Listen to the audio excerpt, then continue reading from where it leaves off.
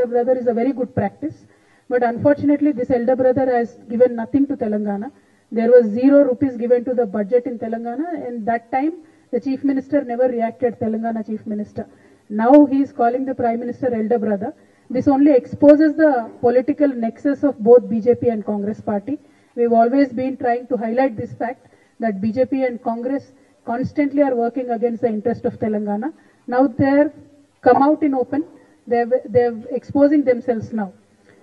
So I will only say that elder brother has to have a bigger heart and give more funds to Telangana, and it is our Chief Minister's duty to extract more funds for our state.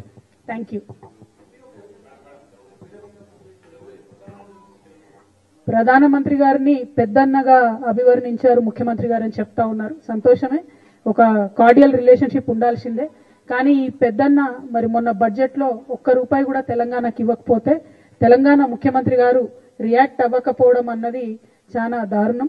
వీళ్ళిద్దరూ ఏదైతే పెద్దన్న చిన్నన్న అని పిలుచుకుంటున్నారో బడేమియా చోటేమియా అని చెప్పి వాళ్ళిద్దరు నెక్సెసే expose అవుతా ఉంది. ఇలా BJP Congress ఒకటే అని మేము చెప్తా ఉన్నాం.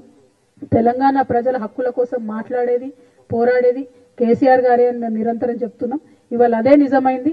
₹1 అయినటువంటి ఆయన మీకు పెద్దన్న ఎట్లయితాడో, తెలంగాణ ప్రజల మీద ఆలోచన చేయనటువంటి వ్యక్తి మీకు పెద్దన్న ఎట్లయితాడో మీరు తెలంగాణ ప్రజలకు చెప్పాల్సిందిగా ముఖ్యమంత్రి గారిని మేము డిమాండ్ చేస్తా ఉన్నాం.